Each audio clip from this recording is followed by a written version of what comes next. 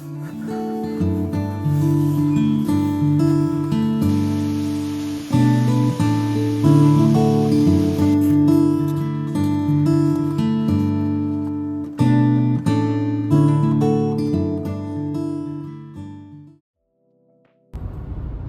guys, we are Chef and Shams and welcome back to our channel.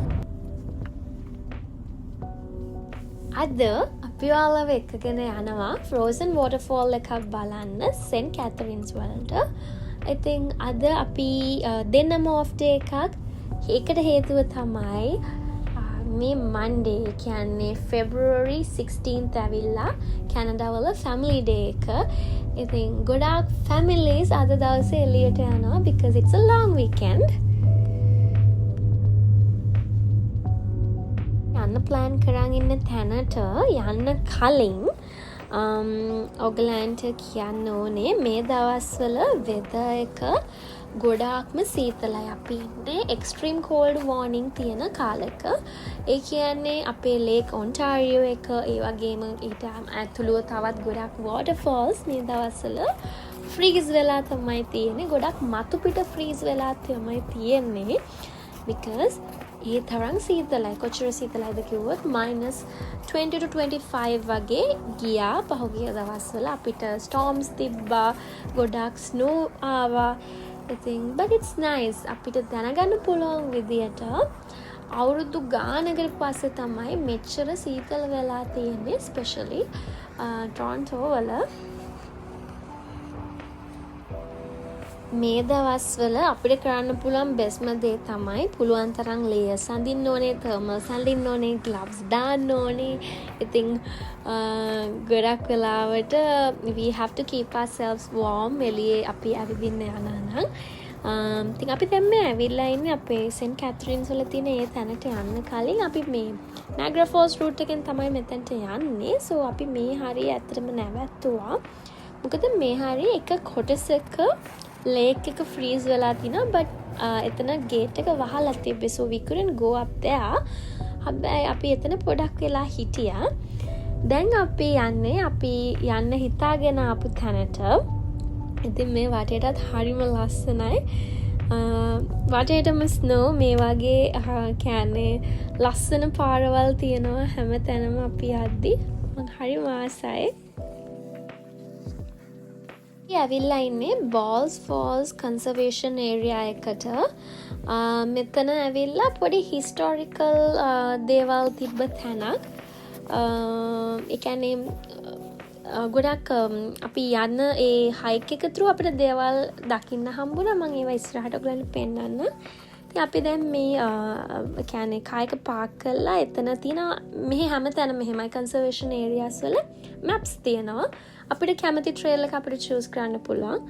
of course අපි ගන්නේ ගොඩක් වෙලාවට අපිට comfortableම shortestම hike එක.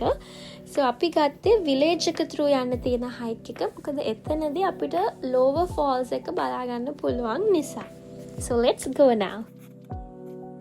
අපි දෙන්න personally ගොඩක් ආසයි hiking trails වලට යන්න. හේතුව nature එක කැමති කෙනෙක් නම් trails වල ඇවිදිද්දී ඒක අතරම මාර විදිහට feel වෙනවා. දැන් මේ වෙලාවේ වුණත් මෙතන කොච්චර සීතල වුණත් කුරුල්ලෝ කෑ ගහනවා. ඒ වගේම පොඩ්ඩක් greeneries තිබ්බා. so it was so nice.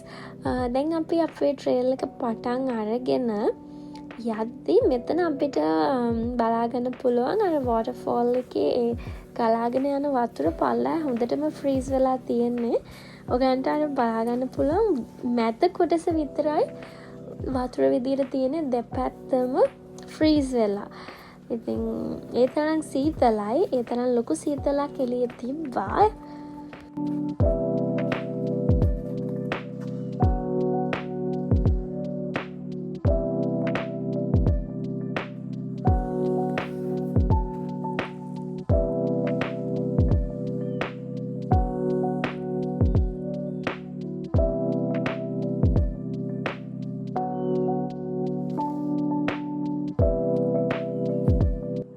මෙතන කන්සර්වේෂන් ඒරියා එකක් විදිහට ප්‍රොටෙක්ට් කරන්න මේන් රීසන් එක තමයි ඔරිජිනල් බෝල් ෆැමිලි හෝම් එක තිබිලා තියෙන්නේ මෙතන.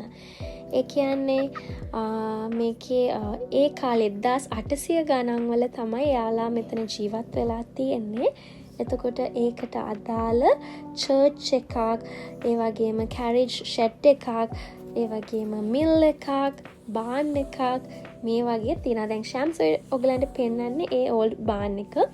මෙතන දැන් නම් වෙඩින් ඉවෙන්ට්ස් වගේ දේවලුත් වෙනවලු because මෙතන හරිම ලස්සනයි. ඒ වගේම මම මේ ඇවිදගෙන යන තැන ඉස්සරහින් ඔයගලන්ට පේන්නේ චර්ච් එක. හරිම චූටි ඇන්ග්ලිකන් චර්ච් එකක්.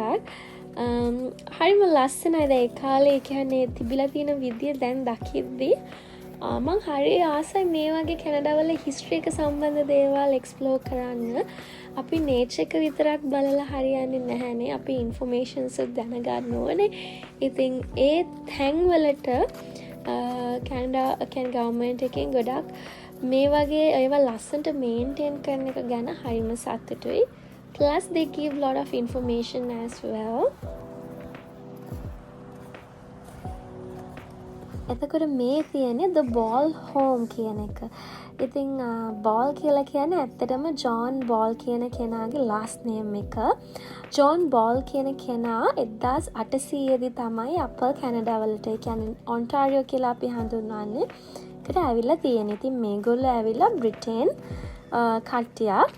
ඉතින් එයාලා ආවට පස්සේ මේ ලින්කන් කියන මෙන්න මේ පැත්ත ඒගොල්ලෝ පර්චස් කරලා මෙතන 1809 දී තමයි මේ වගේ මිල් එකක්, ෆැමිලි හෝම් එකක්, චර්ච් එකක් වගේ විලේජ් බිල්ඩින්ග්ස් හදලා තියෙන්නේ. ඉතින් මේක ඒ කාලේ ගොඩාක් යූස්ෆුල් වෙලා තියෙනවා ඉකොනොමික් හබ් එකක් විදියට ඒ ඒරියා එකේ. ඒත් එක්කම මේ වෝටර්ෆෝල් එකත් හරිම කියන්නේ ප්‍රොටෙක්ටඩ් ඒ රීසන් එක නිසා. වින්ටර් කාලේ ආපු නිසා මේ චර්ච් එක ඇතුළටවත් ඒ මිල් එක ඇතුළටවත් අපිට යන්න බෑ. සමර් කාලෙට මේවා ඇතුළේ ඒගොල්ලෝ ඕපන් කරලා තියෙනවා. they give lot of information about it. so දැන් අපි අපේ ට්‍රේල් එකේ ඉතුරු ටික කම්ප්ලීට් කරන්න පොඩි අමාරු වැඩක් තමයි එතනද කරන්න හැදුවේ. ඒ ස්ටෑර්ස් වලින් අපි උඩට යන්න ඕනේ කියලා හිතුවා. but අපිට මං හිතන්නේ පොඩක් විතර පාර වැරදුනා. ඊට පස්සේ අපි ආය හරි පැත්තට දැන් යන ගමන් මෙතන තමයි මිල් එක තියෙන්නේ. මිල් එකත් ලොක් කරලා තිබ්බේ. පොඩක් විතර haunted vibes දුන්නා.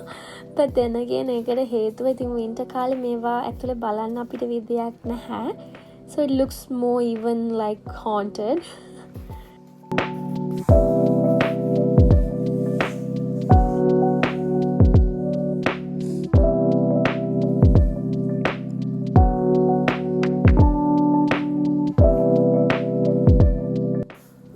පාස් කරලා මේ බ්‍රිජ් එක through යද්දි තමයි අපිට lower waterfall එක බලා ගන්න පුළුවන් Balls Falls වල. ඉතින් හරිම ලස්සන තැනක්. අපි ගිය දවසේ family day එකක් නිසා there were few families. ඒ කියන්නේ ඇවිල්ලා හිටියා ඒ තැන බලන්න. Then we can see the beautiful lower falls of Ball Fall.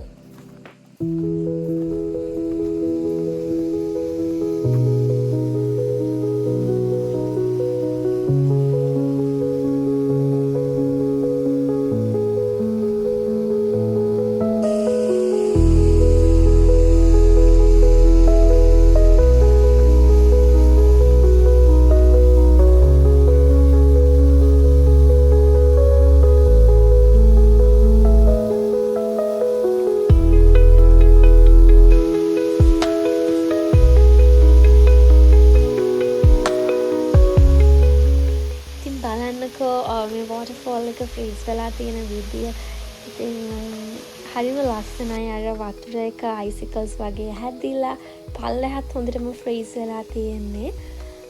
සමහරට මේ යටින් වතුර ගලාගෙන යනවා. ඒ වුණාට උඩ ලේයර් එක තමයි මේ විදියට ෆ්‍රීස් වෙලා තියෙන්නේ. ඉතින් අපිට මේ වගේ දකින්න හම්බෙන්නේ නැහැ ගොඩක් වෙලාවට. මොකද මෙච්චර සීතලක් කාලෙකින් ඇවිල්ලා නැති නිසා. නමුත් මේ වෙද්දී ඔන්ටාරියෝ වල විතරක් නෙමෙයි මුළු කැනඩාවම පුරාම තියෙන වෝටර්ෆෝල්ස් ලේක්ස් හොඳටම ෆ්‍රීස් වෙලා තින්නේ. I think that's so nice. කොච්චර වුණත් බලාගෙන ඉන්න හිතෙනවා. හරිම ලස්සනයි. මෙතන තමයි බෝල්ස් ෆැමිලි එකේ කැරේජස් තිබිලා තියෙන ෂෙඩ් එක.